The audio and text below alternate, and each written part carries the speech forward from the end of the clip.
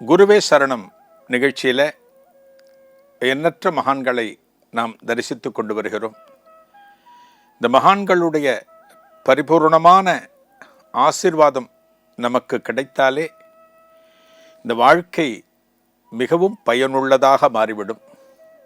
இந்த வகையில் எண்ணற்ற மகான்களோட வாழ்க்கையை நம்ம பார்த்துட்ருக்கோம்.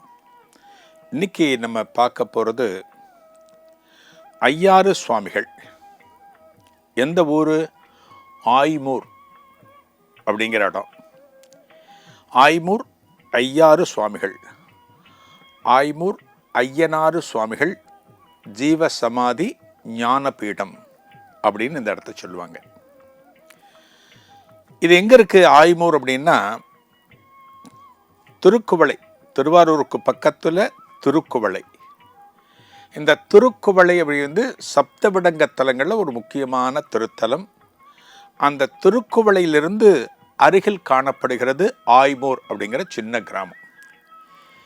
இந்த கிராமத்தில் தான் இந்த மகானுடைய ஜீவ சமாதி ஐயனார் வெளி அப்படிங்கிற இடத்துல காணப்படுகிறது. ஆடி மாதம் பரணி நட்சத்திரத்தன்று இவரது குரு பூஜை வருடா வருடம் வெகு சிறப்பாக நடந்து கொண்டிருக்கிறது. இவருடைய காலம் அப்படின்னா சில நூறு ஆண்டுகளை சொல்கிறார்கள். சுமார் 300 ஆண்டுகளுக்கு முன்னால் வாழ்ந்தவர் இந்த ஐயனார் சுவாமிகள். இவர் எப்படி எதை படித்து கற்று யாரை குருவாக கொண்டு வந்தார் அப்படின்னா, இவரோட குறிப்புகளில் ஒரே ஒரு நூல் பிரதானமாக காணப்படுகிறது, ஐந்திரம் அப்படிங்கிற ஒரு நூல். அந்த நூலை படித்து அதில் பலவிதமான சித்தி திறமைகள் சொல்லப்பட்டிருக்கிறது. அதெல்லாம் படித்து அதில் இருக்கிற பல பயிற்சிகளை மேற்கொண்டு அவற்றையெல்லாம் கற்று தேர்ந்து தான் ஒரு துறவு நிலைக்கு வந்ததாக இவரது வரலாறு சொல்கிறது.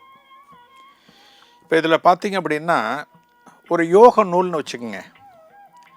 ஒரு யோக நூலில் பிரதானமாக என்ன இருக்கும்? அஷ்டமா சித்திகளை அடைவது எப்படி, ஞானத்தை அடைவது எப்படி, இந்த மாதிரிலாம் இருக்கும். அதெல்லாம் படித்து தெரிஞ்சுண்டு பயிற்சி எடுத்து இத்தனை கலைகளையும் தாண்டி வந்தார். இவருக்கு பார்த்தீங்கன்னா சகல விதமான சித்தி திறமைகளும் இவருக்கு உண்டு.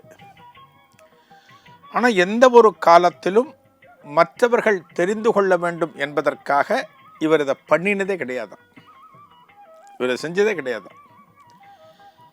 இப்போ சில பேர் ஏதான ஒரு வித்தை தெரியும், ஒரு கலை தெரியும் அப்படின்னா அந்த கலையை பலருக்கும் தெரியுமாறு நம்ம பண்ணணும், பலரும் நம்மை பாராட்ட வேண்டும், புகழ வேண்டும் என்பதற்காக அந்த கலையை செய்கிறத நம்ம பார்க்குறோம். ஆனால் சித்தர்கள் அப்படிங்கிறவங்க எப்படி அப்படின்னா, தங்களுக்கு தெரிந்த கலைகளை மற்றவர்களுக்கு தெரியப்படுத்தக்கூடாது. எனக்கு இதெல்லாம் தெரியும், நான் அதெல்லாம் கடந்து வந்திருக்கேன் அப்படிங்கிறத எந்த ஒரு காலத்திலும் அவர்கள் சொல்லக்கூடாது. கூடு விட்டு கூடு பாய்தல், அஷ்டமா சித்திகளில் அணிமான் ஒன்று, எனிமான் ஒன்று, மகிமான் ஒன்று, நிறைய இருக்குது. அத்தனை சித்துத்திறமைகளும் கிடைச்சாலுமே இது யாருக்குமே இவர் சொன்னதில்லை. இவரை பற்றின குறிப்புகள் வெகு குறைவாகவே காணப்படுகிறது. ஆய்மூர் ஐயனார் சுவாமிகள் பற்றி பெரிய அளவுக்கு இவருடைய குடும்பம் எங்கிருந்து வந்தார்கள், எப்படி வாழ்ந்தார்கள், எதுவுமே அவ்வளவாக சொல்லப்படலை. ஆனாலும் இவருடைய சமாதி கடைசி காலத்தில் இவர் விருப்பப்பட்டவாறு அமைந்தது. தனது சீடர்களுக்கு சொல்லி இந்த சமாதி அமைக்கணும், இப்படி அமைக்கணும் அப்படிங்கிற விதத்தையெல்லாம் சொல்லி அதே போன்ற சமாதி அமைக்கப்பட்டது அப்படின்னு சொல்கிறாங்க. பெரும்பாலும் சித்தர்களோட சமாதி அப்படின்னா அந்த சமாதியில் சிவலிங்கம் பிரதான இடம் வகிக்கும், சிவலிங்கம் பிரதான இடம் இருக்கும். அதே போல் இவருடைய சமாதியில் சிவலிங்கமானது காணப்படுகிறது. ஒவ்வொரு மாதமும் பௌர்ணமி தினத்தில் வெகு விசேஷமான வழிபாடு நடக்கிறது.